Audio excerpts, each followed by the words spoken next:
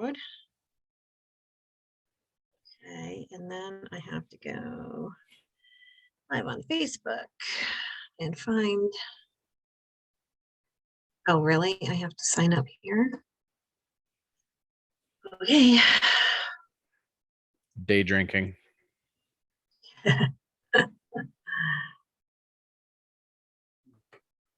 Share to. And right as Chris says that, Richard turns up the drink. my I'm wife just pre-gaming.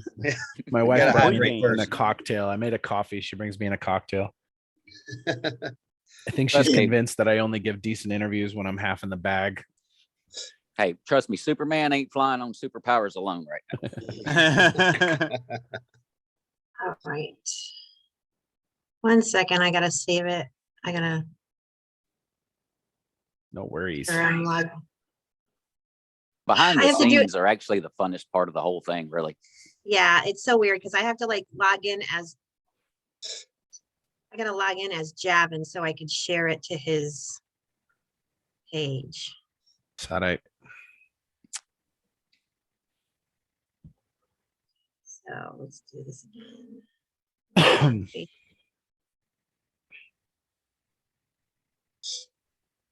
It keeps connecting as me. No, stop it.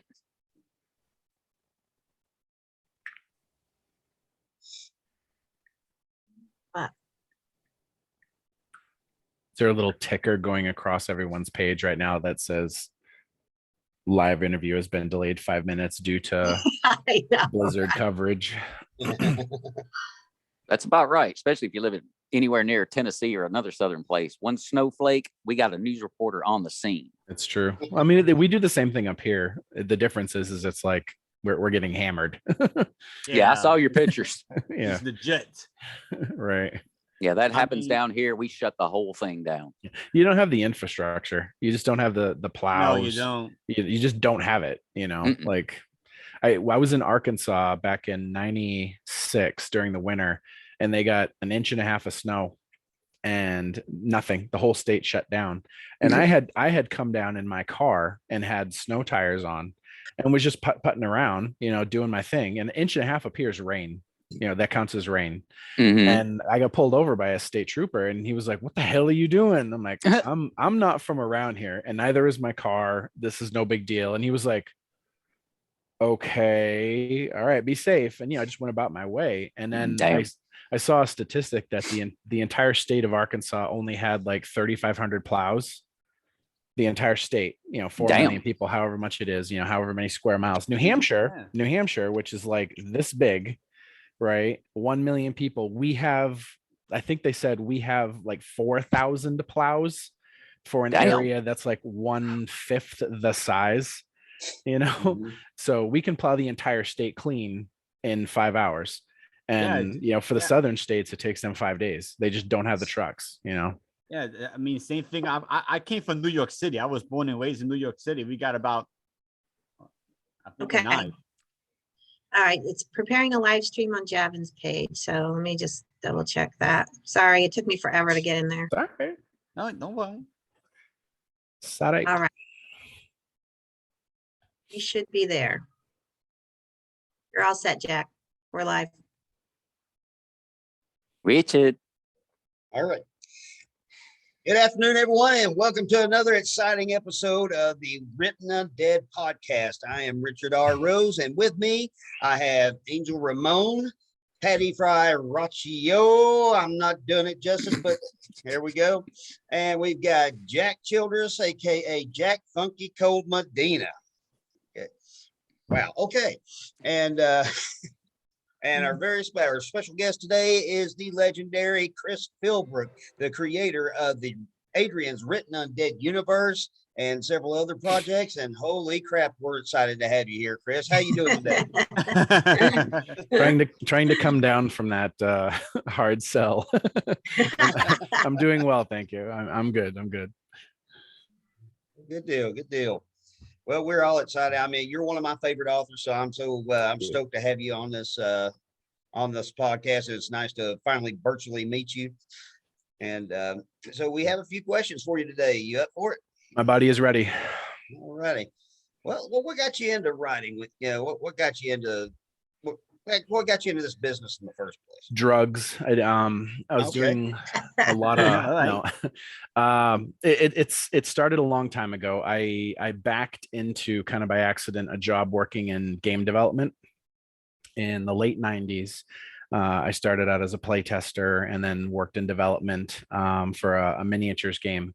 And one day they sent out the call that they had some dead space in the back of a rule book, and if anybody had a half an hour to just write, like, 100-page or 100-word flash fiction that they might be able to put, in the dead space.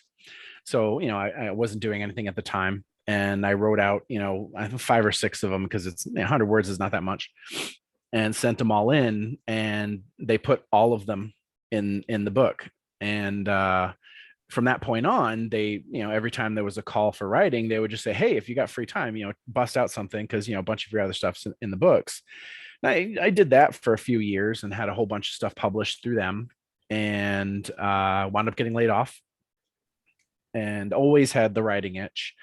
And in 2010, I wound up getting a job working in mental health, which is, I have a psychology degree. That was my thing. And the treatment facility that I was working for, the only position available was a third shift job. And I was basically a third shift, counselor, to make sure that, the people at the facility had access to, mental health services. But if no one needed any help, I just had to be there all night. And my buddy Joe, who is, one of my best friends going back to middle school, said, dude, why don't you write a book? Like, just write a book, just do it. Like, you're a good writer, you should do it. And I had this job, and I went to a convention kind of by happenstance and met George Romero, Oh, wow. and stood in line just to get his autograph, whatever. Yeah. And I got up to him, and it was awkward. I was like, George, and just lavished all this praise on him. And I pulled down my shorts and showed him a tattoo of Bub the Zombie I have on my leg, like right in the middle of the convention hall. I'm like going bare ass. And he was just so cool, like just legitimately just a sweet dude. And on the ride home in the car that night, I thought to myself, I don't know how much of the story of how Night of the Living Dead got made you guys know, but he and his partner at the company that they made television commercials at in Pittsburgh, basically like just kind of half-assed the movie. They ran up their credit cards, they borrowed money from friends, they filmed in an abandoned house. They just like had an idea and just did whatever they could to make it done. And I said, I could probably do that. Like, I could probably half-ass my way to something, right? And I started writing the story, and I was sending it to my buddy Joe via email. And originally it was just me. It was me surviving the apocalypse, right? So it was essentially autobiographical. And I sent it to him, and he wrote me back and was like, dude, this is good. Like, this is publishable. I think you could do something with it. And I was like, nah, nope, no way. Not my thing. And he's like, no, we're going to do it. So we changed it from me to the character of Adrian Ring. And then he built me a website. And instead of sending them to him via email, I posted them to the website's blog, and it just took off from there. All right. Well, Go ahead, nope. Jack.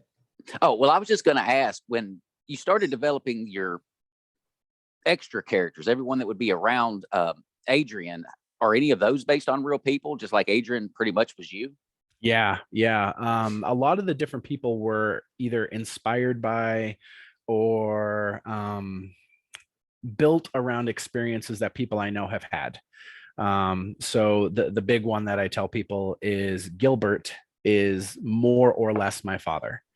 There are some embellishments on that character, because I couldn't put my dad in a book exactly, but a lot of the mannerisms of Gilbert, his kind of habits, the way he kind of treated people, his sort of cunning and duplicitness, where you're dealing with a wily character and you're not quite sure what they're up to. That was my dad. Like, he was just beloved by all. So there are some people in the books that are clones of living folks, like Gilbert's pretty close.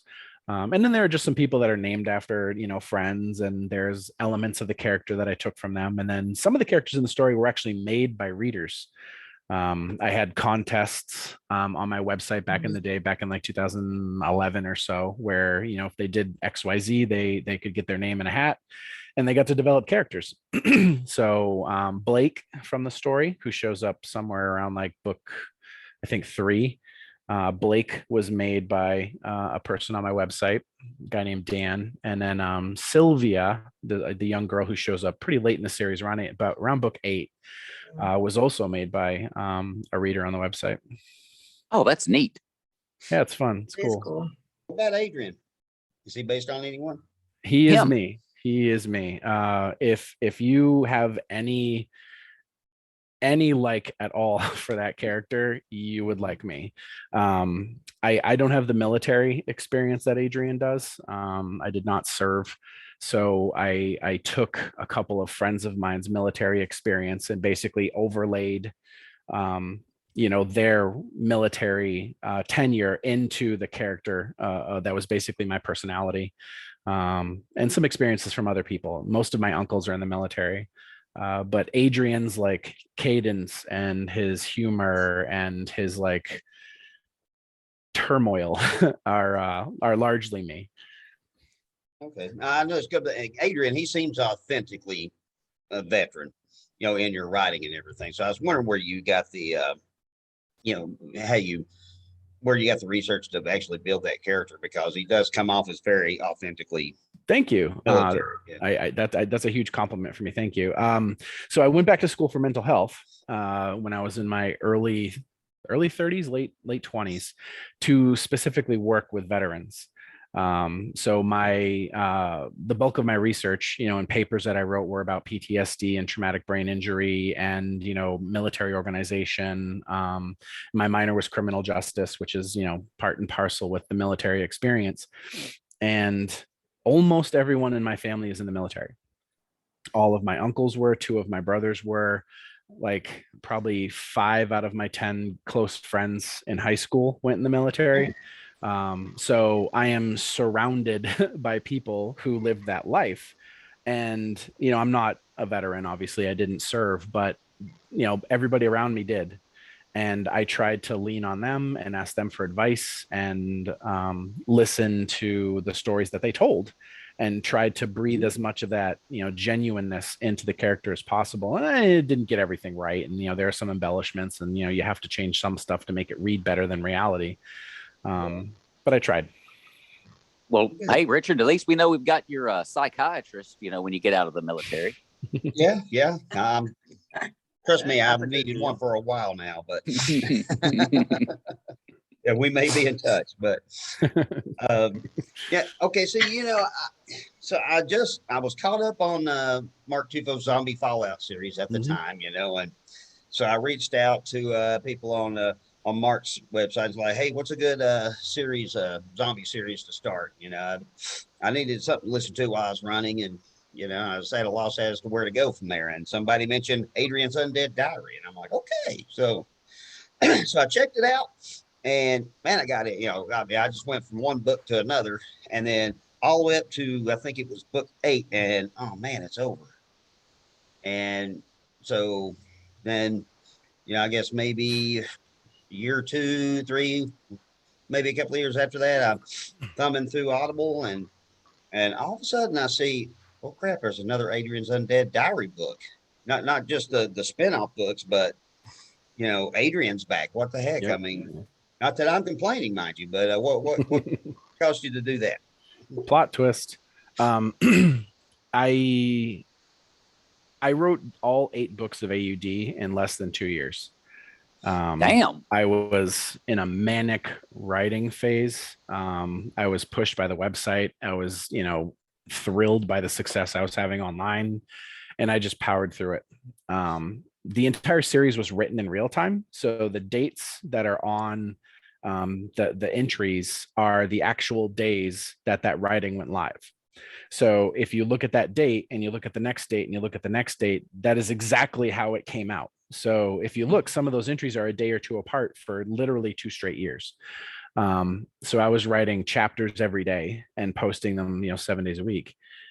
When I got done with book 8, I was as great as the writing was going, my personal life was kind of going in the shitter. I was going through a divorce, and then my mom died. And that kind of hit around what is probably like book 7. And I just didn't have the bandwidth anymore. And I knew the story was coming to an end. And I said, I need a break. Like I got to do something different. So I wrapped the book up at book 8 because it had a good ending. I finished the initial, outline that I wanted to do. And I said, all right, it's done. 8 books is plenty, anybody who writes an 8-book series, needs to feel pretty good about that. And then I went on and I wrote other things. I have an urban fantasy series that's done well. And then I had a dark fantasy trilogy that did okay. And then after, I think it was 3 years or 4 years, I had ideas, that came back to me about that universe that was like, all right, well, where could it go from there? If I wanted to keep telling more stories in that universe, where would I go?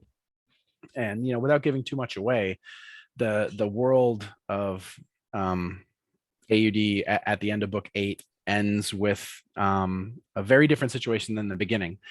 So I knew that it would have to be a totally different take on the genre. So I had to do my legwork. And then once I had an idea, I ran with it. And now there's 4 more books. Oh, good. So, now, like I said, that was I'm sure that was a welcome addition to many of your fans. I know myself included, because I love the Adrian Undead Diary series. So I'm anxious to. I've listened to, I think, the first 2 books since you brought Adrian back, and I'm rolling on to the next 2. Awesome. Thank you so much. More after that. Yeah, keep it up. Yeah, I'm interested in the urban fantasy. I haven't gotten there yet, but that's my next one. Just because we hadn't said hi to him yet. Hello, Randy. Hey, Randy. Hey, Wendy. I've got some speed problems or something. Everything's choppy, but I guess you can hear me. Oh, Yeah. yeah. Oh, yeah. Okay. I got a question for Chris. It's on his, I don't know if I missed it. Probably didn't have a chance to ask him yet. When he started writing the whole series, you said he had an outline. Did he plan the whole story with the Trinity and everything from the beginning, or did that grow organically? A little bit of both. When I first started posting online, it was just going to be like a meandering kind of make it up as I go, amuse myself kind of story. And I had notions, of like, all right, well, I want it to be like this, and I want this to be the cause, and I want, the the kind of themes to be XYZ. And I knew how I wanted it to end in a very general sense. And about, gosh, I don't know, maybe a month into it, the website was getting, like a lot of hits, relatively speaking. And I sat down and I had this kind of like moment where I was like, I have no idea what I'm doing. And I think I need to have an idea what I'm doing now. And I sat down and, took a couple of nights and just like sketched out like a little bit more detail of an outline to basically like orchestrate, the bullet points of how the plot was going to move. I'm not like a super outliner. I can't follow the plans I make when I write, I gotta like live in the moment or whatever. I know that sounds corny, but I have ideas that I write to. And at that point, I think there was like 300 or 400 people reading regularly on the website. I was like, all right, I got to figure this out. Like I can't just keep making it up as I go, because I'm going to embarrass myself here and start talking about, I don't know, awful things. Well, now, outside of the zombie universe, what other type genres are you really into? For reading, Mm-hmm. I read a lot of science fiction. Let me look. My shelves are all around me. As a former gamer, I read a lot of like game related books. So I played a lot of like Warhammer 40K. So I read a lot of the fiction from that universe. Neil Gaiman, that sort of like urban dark fantasy stuff. Anne McCaffrey, the Dragon Riders series, Stephen King, his son, Joe. I read a lot of that. I read a lot of nonfiction as well, to make sure that I had a better idea of like the veteran aspect. I read a lot of books written by veterans, Mm-hmm. to try and like be more authentic with that. A lot of modern horror that my horror writer buddies write, just to like support my friends and colleagues, and also because some of the stuff they write is fantastic. Like the last book I finished was Ronald Malfi's Come With Me, which is really good, and then I'm doing Christopher Golden's Road of Bones right now, and that's great so far. So have you ever, well, first off, with you having the gamer background, I know a certain author who is not currently on video that's got some books that you definitely need to check out. Just saying, Angel. Yeah. Anyway, Chris, I got a couple of questions for you. Mhm. Yes, you're a gamer. So have you ever, the first part of the question is, have you ever heard of Net RPG? Mhm. And the second part is, what got you into Dungeons and Dragons? Drugs, a lot of drugs. No, A lot of that seems to be a theme here. I know, right? Yeah, lit RPG I'm aware of. I've read a handful of lit RPG books. I've debated dabbling my toes into trying to write one, but I'm already spread really thin, and I'm kind of overcommitted with the ideas that I've already signed on to, and I don't have much time. And as far as what got me into role playing, I moved a lot when I was a kid. And when we finally settled in what was my 8th grade, I met a guy who lived in town named Cortland, and I'm still friends with Cortland. And he's, we used to hang out and we'd go, shooting in the sand pit next to his house all day. And one day he was like, dude, do you play Dungeons and Dragons? And I was like, the board game? And he's like, no, it's a role-playing game. And I was like, what okay, the fuck is that? Like this is like 1989 or something like that. And he was like, dude, you should play it. It's fun. We just hang out and it's fun. We tell stories basically. And I was like, all right, cool. I love, fantasy and horror and science fiction. Like, it sounds like I'd like it. And I was instantly in love with it. It was, it like scratched my creative itch and let me start to tell stories and build this collaborative world with my friends. And the dice were cool, and we would gather around the table, and we had our little it's like our little tree house. All of us little nerds would gather around the table, and we could be as weird as we wanted and nobody cared. Right. And it was like a sanctuary. I moved so much when I was a kid. I was always the new kid, and I was always trying to prove myself and always trying to fit in. So when I finally had that little secluded, safe area and we had the game to kind of share as a common thing, it was heaven for me. Yeah. Now, Chris, do you have a particular version you might play? Like version 3, 5e, Advanced Dungeons and Dragons and all? I have all of it. You have all of it. Except for 4th edition. I skipped 4th edition like the plague because it was awful. Right now I'm playing mostly 5e, 5e, but right. but I have like almost a full run of 3rd edition and 3.5 books, and then I've played almost every other kind of role-playing game that they've ever put out. Did you ever play the original Dungeons and Dragons? No, we went back to AD&D 2nd edition was what I started with. Yeah, kind of the same thing with me. I never played the original. I kind of got started with version 3. Yeah, I'm not that old. Yeah, maybe. Yeah, I'm even younger. So there you go. What gets you into making your own die? What's that, Randy? What gets you into making your own die?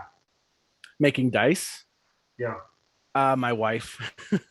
She Really? for I think it was Father's Day back in 2016, right after my first kid was born, my wife, unbeknownst to me, went out and bought a set of dice molds on Etsy. And while I was writing or whatever, she made me a set of dice. And I love lilacs. Lilacs are my favorite flower. And when we bought our house here, we planted like 5 lilac bushes in the front. And she went out and picked the flowers off the lilacs and put them in the dice. So I actually have dice that have lilacs in them, which is like nice. so cool. And she's like, yeah, I thought it would be something fun you could do. And fast forward 3 years later, my office is literally covered in dice. And I have like a Facebook group of people who buy my dice, and I make them for friends, and it's fun. Yep. Yep. I'm aware. Yes, I love your videos, by the way. Thank I know you. I don't comment, but I do watch them. Thank you. Now, just so curious, you say you got dice all around you. Do you Everywhere. happen to have 5 solid black with red text, 10-sided. I have 5 black dice in a case over there that don't have numbers yet. Oh, They could be numbered red. Just saying. we'll be in touch. We'll be in touch. Yeah, we need to get Jack some dice, man. You know, he's over here reading my books, and he doesn't have a dice of his own. Gotta get him. Send me your address. I've got little math rocks everywhere. Okay, I will do that. Hey, look, there's some here. Oh, nice. Ooh. Yeah, let's hook Jack up, man. More. And you can put them next literally, to my literally every direction is dice. Yeah, within arm's reach, really. Look at. Yeah. Even got the power. Everywhere. He was not kidding. Jack, you gotta get your hands on those, man. It's like herpes. Like they're everywhere and they're not going away. That'd be a My good wife, idea, my, Jack. my wife is like, so what the fuck are you doing? Because there's literally dice everywhere. Like, okay, hold on, wait, this is your fault. You have a point. You have a point. She started it. She was the Yep. one that got you with the peer pressure, and then you got hooked. Exactly. And Well, now you're an she- addict. She created the monster, but didn't expect the the aftermath, the whole dice throwing up everywhere in the house, probably. Yeah. I Thought have ADHD, and I've had it my whole life. And Here. when I get into a manic, like obsessive mode, it's something else. Like I tell you what, like I could build you a house by hand in a weekend if it's like what my brain locks onto. And oh boy, it's pretty bad. I think that's where this came from. Maybe. Because like I said, once I started, the first book hit that wall, it was all downhill from there. I mean, to be fair, it looks pretty awesome. So I love it. It keeps me motivated. And I wake up in the And it's morning, all look up indies. at it, ready to go. And it's all indies, by the way. Yeah, there's no Yeah. King, Kuntz, none of that up there, and there never Awesome. will be. That is not for them. And of course, Angel's getting his own wing, and Merrill David already has his own wing. And so that was the other thing I got to get with you about is I need to get a copy of Adrian's Undead Diaries, book 1, so it can get up there. sure. Just give me your address after. Cool. I know my book up there is a product of ADHD on TNT. So Right there. No shame Balance. with that. Balancing on my finger right there. Awesome. You're good at that, Jack. Oh yeah, Alex. You Weeks could and be weeks like of a weather practice. person. 20 Well, you see bucks. 20 see bucks it? says Jack in his spare time just turns on his camera and is like, Practice. He's You like- got to practice. he's like You Vanna ain't White ready. up there. You're not wrong. And Chris, you're not wrong about that. That's what he does that on his spare time. Don't ask me I how I would. know. I kind of got some inside knowledge. I would totally do that. I guarantee you my wife has walked in on me in the office doing something even worse. Okay, well. Yeah. I don't know if we want to know that, but okay. Mine too, but I'll spare you the details. Yeah. I'll put the link to my OnlyFans in the chat later. There you Ooh. go. Yeah, right. Same here. Gotta pay bills. Now, do you have a newsletter or anything that you send out? Yeah, I have an email newsletter. I don't send it out nearly as much as I should. Social media can be very consuming. As an indie, where I do 95% of my marketing on social media, it's so easy to just go down the rabbit hole and just post and post and post and post and post. And then you factor in, I have a website that I update not frequently enough, and then a newsletter that I don't send out frequently enough. It doesn't leave a lot of time to actually write. And that's kind of the most important part. Generally, yeah. It turns out writers actually have to write. So finding that balance is tough, and the newsletter very frequently gets neglected for me, except Patreon too. So I'm like posting stuff over there on the regular, and there have been times where I've gone weeks without putting an update over there, and it's like, fuck, people are paying me for this. You feel guilty. Oh, it's awful. It's terrible.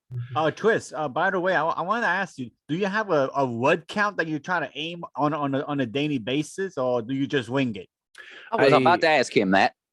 Back in the day, when I was writing very heavily before kids, I would try to write a section So I would try and write a journal entry or a chapter, and I would try to like get that whole encapsulated idea out in a day before walking away. But you have kids, and we didn't put our kids in daycare, so we took care of them here at home, which was great. But it meant I had to work piecemeal.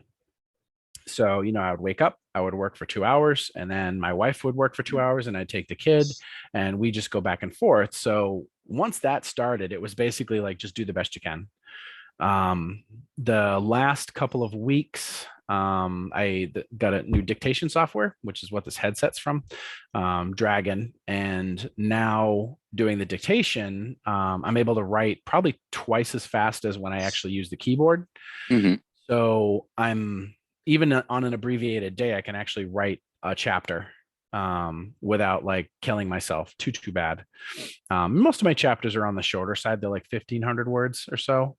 Because I want to write like scenes basically, and then move on to the next one. So again, with ADHD brain, if I don't get the whole idea out and I have to return to it, it's like trying to read a language that I didn't speak. I'll go back in halfway through a scene and be like, not sure where I was going with that. I'm not sure what the next thing that character was going to say was exactly. And sometimes I'm smart enough to leave myself notes about where I'm going, but frequently it's like, oh, gotta go, and I hit save, and and literally it's like I gotta go pick up the kids at school. So being able to write faster using my voice has been huge. Now, do you ever have any issues with Dragon not understanding you and you're having to cuss it? Constantly, yeah. That the new urban fantasy series that I'm writing, the main character's name is Diggory, and Dragon is like Dick me. Dickory, like everything but Diggory. And I've done the training. Like I sat down and I ran it through the program. I was like, Diggory, Diggory, Diggory. Dick me, fuck you, and it just won't learn, so at this point it's just I say Dickory, and it puts in Dickory, and then after every chapter I go back in and do a mass replace for Dickory, because it's highly unlikely that I'm gonna use Dickory in the story for any reason at all. But That's some it messes serious up. dickery right there. Yeah, it messes up constantly. My wife loves it though, because like I have to speak in a very measured tone, and I can't talk too fast, and I have to enunciate it. And she like will open the door and be like, "Ooh, yeah, sounds good." And I'm like, I've had problems with stuff like that, because anytime I do talk to text, or try to speak into my GPS, or I've done like Google Docs, and talk through my car radio while I'm driving to work and stuff to get a head start on a chapter before. And my Southern accent is a real problem when it comes to that stuff. It just doesn't understand what I'm saying. yeah. I have to speak like I'm from up north when I talking to GPS, like 1604 North 1604 Highway number 2, or I have to. I can't speak with a Southern accent. It just won't translate. The Dragon software, when you like load it, you can actually ask it. It'll ask you rather what region you're from, and if you speak with an accent. Oh, so it's smart enough on some level to kind of like anticipate how you speak words, but it still messes me up big time. And I told it exactly where I'm from. Well, now that you're the second person I know of that uses Dragon, I'm curious, is it an affordable way for a writer to write, or is it kind of an investment and you kind of need to know what you're getting into? I think with the headset, I think I paid like $180 for it, which is a tax write-off. Hey, What version do you have, Chris? 5, Nuance 5, I think. I can actually look. I'm sitting on my computer. Well, I know when Dragon used to, I know actually Microsoft has purchased Dragon. So, but before it was Dragon like 15. What Yeah, naturally speaking, 15. Yeah, 15. And it was, if we bought it, it was like $300. Ooh. Yeah, I got it. I got it on sale on Amazon, and it was only like it was $200 without the headset, but if you got the headset, it was only $180 or something like that. And was like, it's worth it. That's on the way down and right. Okay. It Of course, Dragonese, like you say, he has to learn some things that just will not hear him correctly. So I deal with that doing these edits. So. yeah. But once you kind of like meet it in the middle and accept that, you know, on the tail end of the editing process, you have to be a little bit more diligent. I can write really fast, and it's fantastic.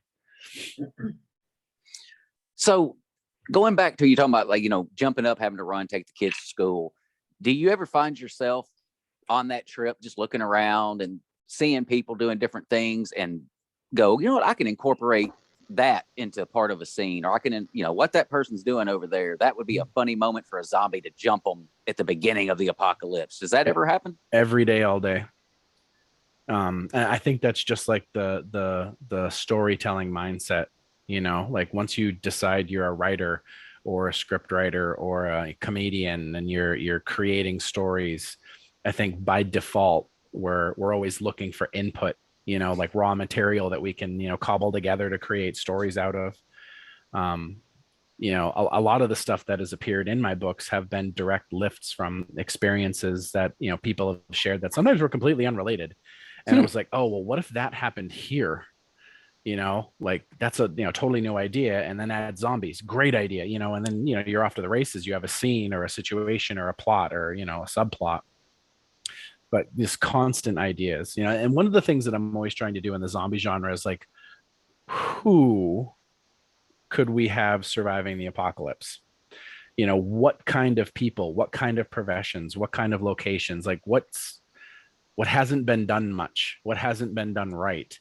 And you know, like everybody else, I've fallen into the habit of you know, having military people and having police officers and having firefighters, and you know, the professions that stand out, you know, they've all shown up in my stories. I'm guilty of that. But you know, having somebody who's a little different show up is a good idea, you know. So the guy who delivers gas in the semi truck, you know, when the apocalypse hits and he's sitting behind the wheel, he's apocalypse wealthy. All he's got to do is drive that truck someplace where it's not going to be found, and he is literally sitting on a gold mine as long as he can stay alive. So ideas like that, you know, and I got that idea driving by a gas station, seeing this guy pumping gas into the gas station, was like, well then, you know, here's a guy sitting on 10,000 gallons of gasoline at the end of the world. That seems good. This is why I love getting to do these shows with all of you wonderful authors. I have found more joy in the independent scene than I ever found in the mainstream scene, just so y'all know, because it just fascinates me how you come up with these great ideas. It's like anytime I listen to a book or anytime I've read books, I'll find myself at points going, where the hell did that come from? And it's to be able to get the chance to actually ask you guys stuff like that is freaking phenomenal. But as an author, are there things that still perplex you that you go to other authors for advice? There are lots of situations that I know aren't my strengths as a writer. And acknowledging that you have weaknesses as a writer, I think, is a big part of adjusting your expectations. You know, like I know that I don't like to write the kinds of books that are going to win awards. I just don't like it. You know, it's not something that I enjoy doing. It's way too hard to write those kinds of books. So I don't invest a lot of time in, you know, that kind of prose or that kind of wordy, you know, subject matter or those, you know, settings or whatever. And I do reach out to other writers about, you know, certain scenes, like especially like subject matter stuff, you know. If I don't know how something works, I'll reach out. I'll find someone who does know. Because you know, the last thing you want to do is write about something and it's clear that you have no idea what you're talking about. Automatically getting called out. Exactly. Yep. You know, and if I'm not sure, ask. You know, people love to talk about what they're good at, you know, and to know that somebody actually gave a shit long enough to listen to you is a big deal, you know. Yeah. So it's win-win. I do it right, they help, it's a better book. And I agree with that. I agree with what you just said, Chris. You know, you write books so you could entertain other people. You know, I'm the same way. You know, I don't write books to win awards. I mean, it's too stressful, and unless you're a traditionally published author, you probably won't win awards anyway. You know, so That does win awards. What are they looking for in that? If I Not knew, really I'd sure. write it. You know, like, Maybe I guess. we need the 6 of us together here need to start our own indie horror writers award show. Just seems like the thing to do to me. That way, the people that really deserve the trophies get the trophies. You know, the funny thing is too, this is the Written Undead show, right? Mhm. One of the things that I have had a lot of trouble with in the genre is when people ask me what I write about. And there's like, in the bigger writing community, right? And I go to the conventions and I hobnob with some really big names, and I'm like the little guy in the corner that's like, I'm in the same room as this person. Holy shit, That's Richard today. And Yeah, they're like, well, what do you write? I'm like, zombie books. And they're like, oh no. They Well, the pat you on the crayons are head. over there. You go ahead and sit. The crayons are right there. We'll get you some applesauce. And the genre is, it's shit on, frankly. But when I try to tell people what I write, it's like the apocalyptic genre is not really horror. That's right. It's also not really thriller. It's more Yes. science fiction. It's not really action. It's all of those things. And comedy. And it can be very comedic, and it's tough to like really describe what that genre kind of encompasses. So I've begun the last year or so, I've just been telling people, I'm most well known for an apocalyptic story, and that's just like enough. And they're like, oh wow, that's cool, what's it like? The Walking Dead, Sorta, like, maybe. like where do you go with that? I Am Legend, something like that. Yeah. Well, now this question is actually inspired by Richard down below me here and Mark Tufo. Have you ever thought about doing a mashup where you take, say, your zombie stories and then throw something else in there, like with Rich, Sasquatch, Tufo, vampires? Mhm. Have you thought of doing that, or have you done that? There's a reason why Adrian's Undead Diary is called Undead Diary and not the Zombie Diary. See, now I got to get in. And I'm so when you get into probably really, really, really attentive readers will start to pick out what I'm saying when I say that around book 7. There are some like plot threads that begin in book 1 that don't really start to come together until like book 7, and they're pretty blatant in book 8, but people still miss them. But 9+ kind of goes into that, the idea of like, maybe there's more than just zombies here. Maybe there's other things going on. And AUD is a supernatural based story. It's not the swine flu. So when you dig into the root cause of why the zombies are around, I leave the door open for literally anything. In AUD, it has a pretty well-defined, like pretty narrow, like what's possible. But in some of my other stories, there's all different kinds of crazy stuff. So, well, hell yeah, I can't wait to finally jump on it. The old TBR, you know how that thing is. Yep. Do you have any plans to write a Sasquatch book? No, not right now. There's your expert. Like two of my other. But if I need to, should I call you? Oh, yeah, absolutely. I am a plethora of Sasquatch knowledge. Yeah. No, I have been mistaken for a Sasquatch, but I will probably never really write about them, although they are interesting. Somebody watching the podcast came up with a good idea. I'm going to read it out for you guys. Noe Silman said we should get 4 writers, draw numbers, and number 1 starts the book, number 2 reads the draft and writes book 2, and so on. So Mark Tufo, David Moody, and I wrote the Bleed trilogy. last year, which it was kind of like that, frankly. Mark came over for beers one day and was like, let's do a book together. All right, cool. And by the time he left that day, we had like an outline, and then it was like, all right, well, who else do we want to write with? And he had a couple people that he had been thinking of, and David was one of them, and David agreed, and we kind of did that. And I don't want to give away who wrote what in the book because we're trying to keep that secret because that amuses us. But it was kind of like one person writes a section and then hands it to the next person. The next person, kind of fixes it and writes the next section, and the next person writes the next section, and then we all kind of sit down and tie all the loose threads together. And that was book one, and then we had a jump off to book two, and so on and so on. It's a challenge co-writing books. It's tough to make sure that everyone's on the same page and can hit deadlines and has the right idea, and it's tough. It was fun, but it was a challenge.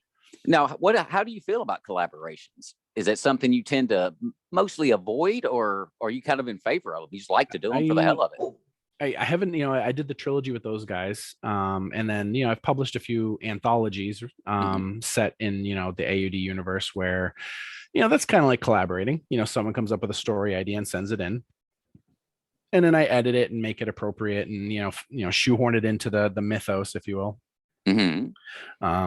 But as a gamer, when you're a role player, you sit around a table building a collaborative story. One person might be in charge of the plot of the game, but everyone else is playing the characters. So you introduce all of these plot hooks, and then the characters run with it and go in whatever direction they want. And then, everyone has to kind of improvise where the story goes. So, that's my happy place. So when I'm telling a story, the idea of collaborating with people is like pretty exciting, as long as, all of the people involved are invested in the process and the fact that the story can go where you don't expect it to. Now, if you were to do something like that, Chris, would you do an outline, or would you just wing it? It would depend on the person I was working with, I think. I know, with Mark and David, we had an outline for book one before any of us, kind of sat down to do any writing. We all agreed to the scope of book one, and then, we would see where it landed. And, book one finished, and we knew exactly where we wanted the story to go. And we, circled the wagons again and was like, all right, cool. This is what we did. This is book two, and this is book three. And, we were totally invested by then, and we just ran with it. I think when you're working with multiple people, there has to be some kind of plan. That way everyone can kind of anticipate what's going to happen. Now, is it and it's like with you, Mark, and David, was there kind of like an alpha dog, or was it literally a third split on input? Yep. Yeah, no, okay. It was all really equal. The core idea of the series was Mark and I, because we, got together first. But then, David came in, and David's, a very successful writer by any measure. And he had his own ideas and introduced them, and we adjusted our ideas and integrated his characters, and was like, all right, cool. That's a great idea. We never would have gone in that direction with that. And, he sends in chapters, and Mark and I are like, what the, like, okay, awesome. That's really good. That's really well written. But it was very equal. Like that, you guys had Mark on last week, right? Oh yeah, I was the fanboy last week. And Mark's just a good shit. He's a down to earth guy. He's humble. He's chill. He understands that his ideas are great, but other people's ideas can be great too. And we didn't argue about a single thing. There wasn't a single point that we had a problem. And David's the exact same way. Just exciting and collaborative, and just wants to tell a fun story and get feedback and play around. Now, did Mark bring cookies? Not the kind you're thinking of. He did. Not his bring famous peanut butter and jelly cookies. Yeah. I think, yeah, we got another. We got a question for you, Chris, from somebody watching. He asks us in Adrian's Undead Diary, in one scene, Adrian describes shit coming out of his neck in his snow pants, and and another, the shit fills his moon boots. Was this a mistake? He's asking. Mistake that it fills his moon boots. Yeah, I'm not entirely sure what he's trying to ask. I mean, what was this? Was this a mistake? You know, I mean, something? So it's a true story that really happened. Damn. To me, and I don't know if you all remember the kid boots from the 80s called moon boots. They were, puffy. Yeah, I've heard of it. Yeah, velcroed shut, and they were not durable at all.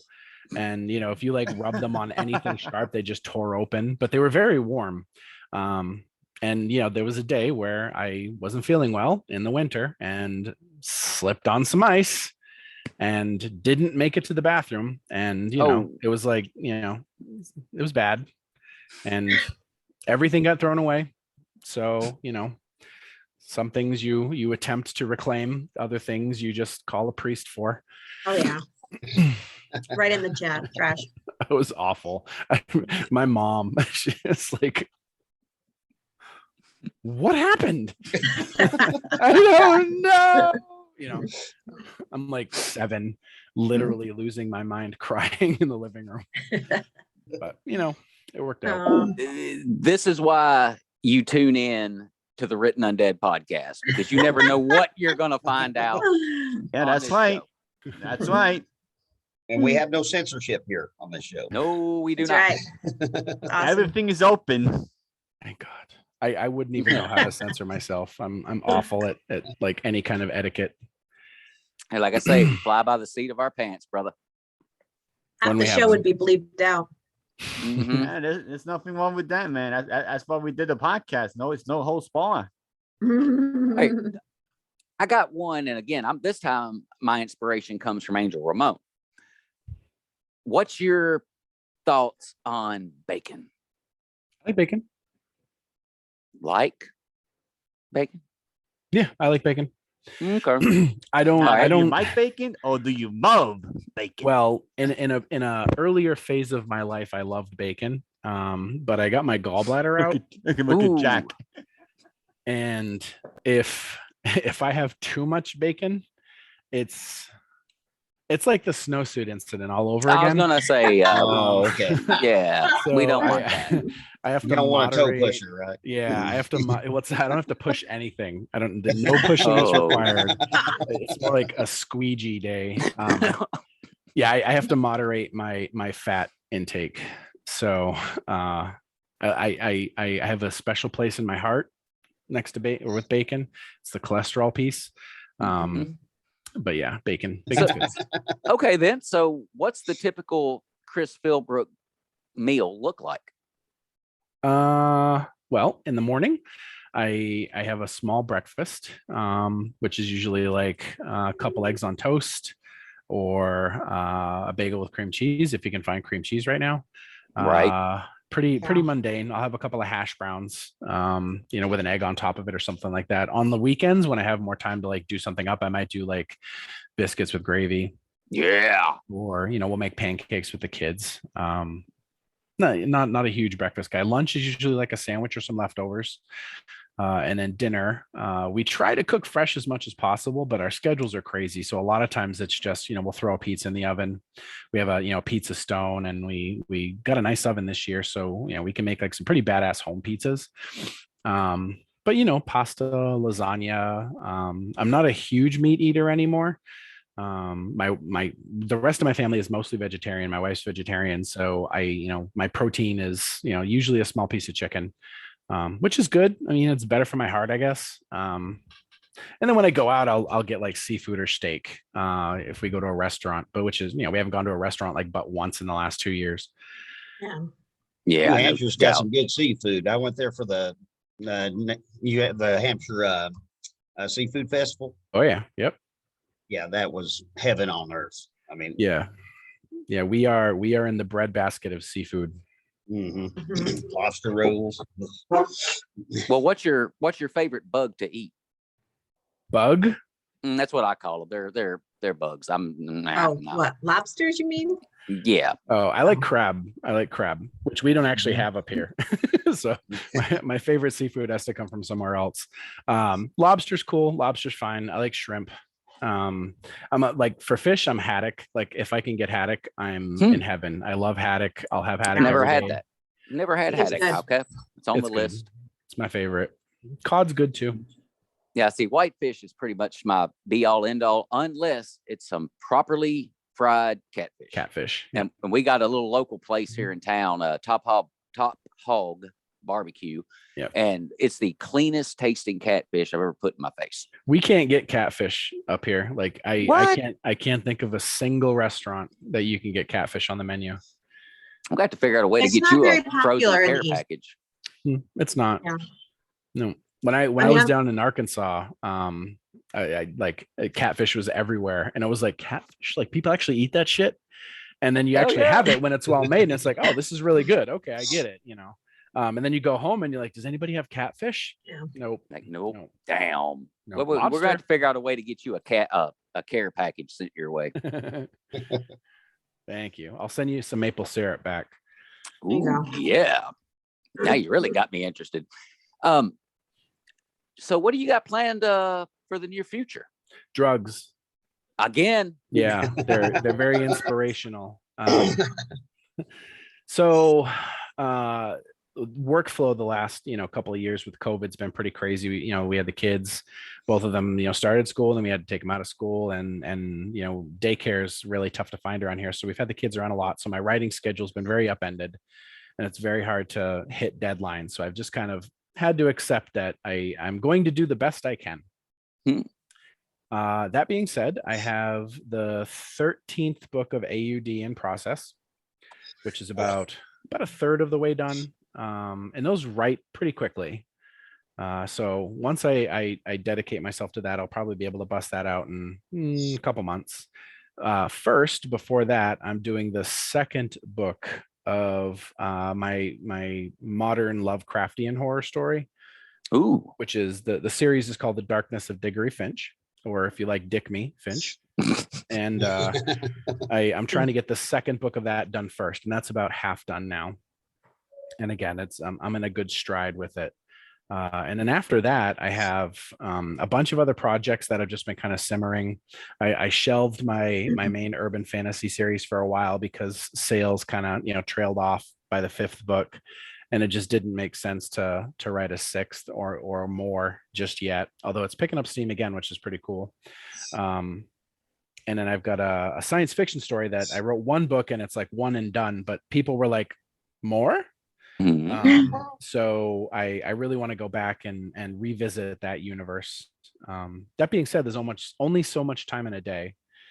And if I want to be able to pick up on opportunities, as they come up, if a writer, reaches out and says, hey, would you collaborate with me? I don't want to be so booked up that I have to say, yeah, sure, in 2024. I want to have some level of flexibility. And then, I've got low key, Hollywood stuff that's been kind of, simmering in the background for things. And I need to kind of like be agile with that. And even if it doesn't go anywhere, I still need to be like, ready to talk to them. So those 2 books are first and foremost right now. Okay. So bringing up the Hollywood thing, what's that process been like for you? Hurry up and wait. That makes sense. Basically, that makes sense. Basically, the way it goes, it's a lot of talk, a lot of planning, a lot of discussion about what ifs, and then a lot of waiting. It's with COVID especially, the film industry has, I don't want to say ground to a halt, but the process that any kind of risky project or indie project has to go through it is just different. And, I'm not Stephen King. I don't have any, clout on the bestseller lists until I have a new release. And then it's like a week and I drop off. But it's been a struggle. It's been awesome because it's just exciting to have conversations with people who work in the industry and to have For real, discussions, man. and it's exciting. And we're the fact that I'm like having any chance at all at anything is amazing. But the fact of the matter is I still have like a 1% chance. So it's exciting and frustrating at the same time. So you're Okay. saying there's a chance. Exactly. Yeah. There's a very small chance. All right. Well, everybody, we have reached that 2:00 hour. We're not going to keep our awesome guest hostage any longer. We're going to let you out. You actually get to leave. This isn't one of those we lure you into the van and then no one ever sees you again. So Not we're going to turn again. you. Well, don't mention that, Angel. Damn. Anyway, Chris Philbrook, where the hell can everybody find you? Easiest, you can look me up online. Just pop my name into Google and you'll get all of my links to everything. My home website is thechrisphilbrook.com, because some guy owns chrisphilbrook.com. I think his name is Chris Philbrook, so whatever. And then on Facebook you can just pop my name in, and my professional stuff is Philbrook Author. So if you're looking on Instagram or Twitter or any of those places, just type in Philbrook Author, and then you can find my books anywhere you already buy books. Well, and like I always do, Richard Ryan Rose, where the hell can we find you, bro? Well, you can find Wild-Eyed Southern Boys Book 1, and coming soon, hopefully by next month, Wild-Eyed Southern Boys Book 1.5 prequel novella about the Rougarou War, available on Amazon, Kindle Unlimited, Goodreads, Audible, and iTunes. And also, just going to throw this out, May 7th, the Smoky Mountain Bigfoot Festival coming up in Townsend, Tennessee. I will be there. And I will too. Yep. The Bear Baron will be there with me. Angel Ramon. Yes, sir. All right. So you can find me on the Written Undead group every day. We're hosting some fun stuff as when time permits. You can find me on Amazon or on Angel Ramon, or you can look up my historical fiction fantasy stuff on Antinous Maximus. And I got a mailing list. If you want to join my mailing list, you can do that as well.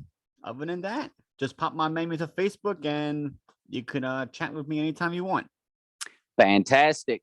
Well, I hate to end the show on a sad note, but I have no choice. Ladies and gentlemen, my beloved Patty is going to be leaving us. She will be popping in from time to time, but we will be looking at filling that seat, which is going to be, I'm sorry, impossible to do, considering she was my overall favorite pick, and it took Javin calling me a pussy to get me to actually ask her to join the show.